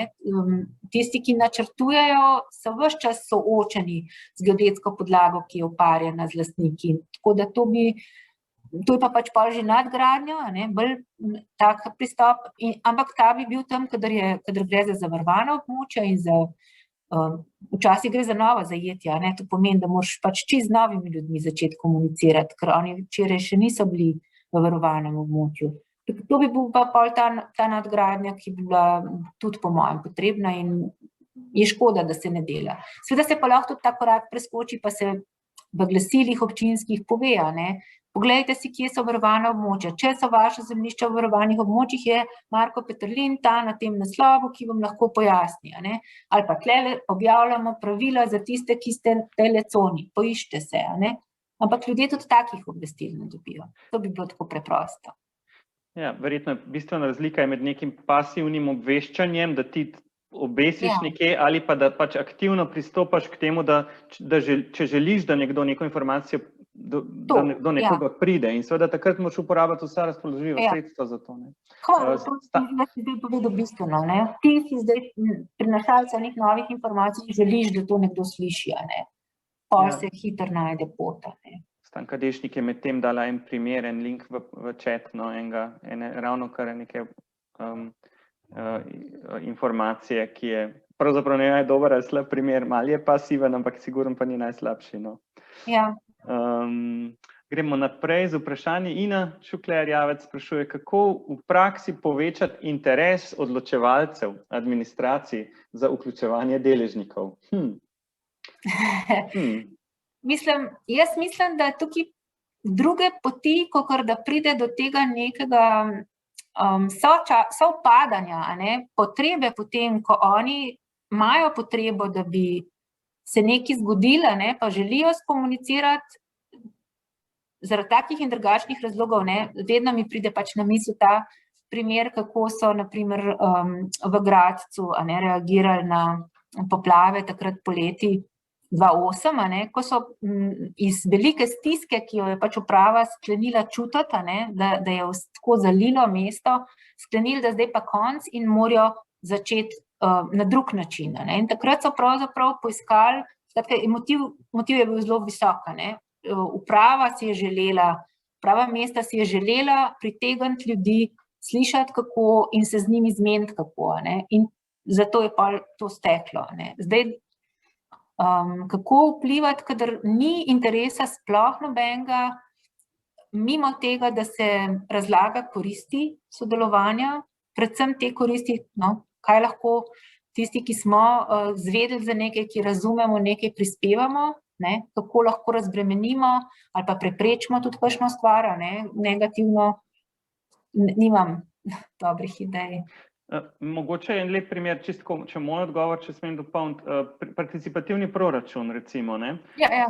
Ko enkrat začnejo s participativnim proračunom v neki občini, postanejo prednosti vključevanja javnosti bistveno bolj očitne odločevalcem in so super, in je eno lepo orodje za to, kako to pravzaprav promovirati, ker ko enkrat tudi začnejo s participativnim proračunom, ne morajo nehati več, ker je to praktično nesprejemljivo, politično nesprejemljivo.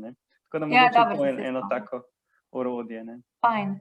Urša Jurman še enkrat sprašuje, kako najlažje in običajno dostopamo do informacij, kdaj in kje teče javna razprava o spremembah OPN ali OPPN. A to v praksi pomeni stalno preverjanje spletnih mest občin? Na žalost, v bistvu občine, redko katere občine imajo to dobro navado, da bi to res na velik zvon obesili. Čeprav je v resnici pravilo, da je treba na krajevno običajen način javno objaviti. Jaz se spomnim zadnjega vala tovrstnih najav, ki me boš mogoče dopolnil, ko smo delali strategije prostorskega razvoja, takrat po tistem, ko je bil sprejet zakon, in smo začeli delati, se je ta val tega začel in takrat so občine, zelo čutile se naslovljene in so zelo informirale. Mi bomo zdaj razpravljali o strategiji, pridite na razpravo. In je bilo na radiju, in je bilo v časopisu, in je dal župan nekaj je rekel. In mislim, res so se zelo trudili, da bi dobili ljudi, Nekako so razumeli, da morajo ljudje skupaj priti, da bo to nastalo, ker tudi niso čisto dobro vedeli, kaj ne naredijo. In je bilo pač treba nabrati nekaj ljudi okrog za nek pogovor. In takrat sem videla, da so se zelo trudili, se pravi, da če imajo motiv, se potrudijo.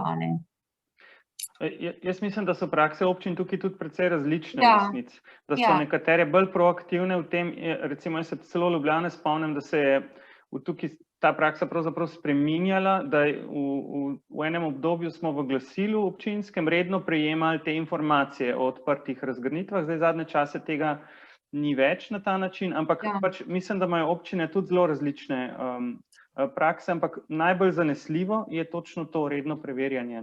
Je pa zanimivo to, kar si zdaj rekel Ljubljana, to je res, Ljubljana je 2010 sprejela nov dokument in takrat je veliko se truda vložilo, da bi ljudje res ga spoznali, razumeli, razstava je bila, dolga razstava je bila, daljša javna razprava, čas za razpravo je bil podaljšan, zdaj pa pravzaprav se je zelo to okno skrčilo. Mislim, sigurno pa nekje na občini to visi, mislim, da taka objava nekje verjetno mora tudi viseti, ne samo na internetni strani, ampak to je v bistvu dobro vprašanje, ker je en tak poudarek, ki bi ga bilo kdaj ven za potegniti in malo dvigati ta standard, se zelo strinjam. Mislim, zelo dobro mi je vprašanje. In zdaj še vprašanje Mateje Radinje, ki se pa dosti bolj neposredno na podnebne spremembe veže, kar je res fajn, ker mogoče zdaj naredimo lahko ta lok. Pravi, da bodo podnebne spremembe v Sloveniji pač bomo v veliki meri čutili predvsem prek ekstremnih vremenskih dogodkov, se pravi močne padavine ali suše. Zato je pač ključno upravljanje z padavinskimi vodami in pri čemer obstoječi način načrtovanja zelenih površin padavinske vode obravnava pasivno, se pravi vode na njih poniknejo, ne? Ni pa jim predpisana aktivna funkcija ponikanja, ne? Zelenim površinam, ponikanja in zadrževanja, kar pomeni, da zelene površine na nek način plansko, torej niso načrtovane več funkcijsko, kot temelj pač načrtovanja sonaravnih rešitev. In zdaj dve vprašanji, kako bi dosegli, da se to vrstne rešitve začnejo v večji meri vključevati v prostorsko načrtovanje in ali ocenjuješ, da na tem področju še vedno delujemo sektorsko in kako to preseči? Ja, jaz mislim, da absolutno delujemo sektorsko in absolutno je to res, kar ta ugotovitev, da načrtujemo tako, bom rekla, ploščato, ne več funkcionalno, ker je treba razumeti tudi tako, da pri zelenih površinah je veliko teh besed o načrtovanju pravzaprav vezanih na obstoječe že urejene zelene površine. Mi malo novih površin uspemo zagotoviti, ker enostavno tudi ta argument že sam po sebi je šibek, je v veliki tekmi za prostor. Tako da bi mi v bistvu dali, jaz kot rekla urbanistka in krajinska arhitektka verjamem, da bi ta dodaten vidik samo povečal težo argumenta in bil dober, zaenkrat pa sigurno ni tako integriran.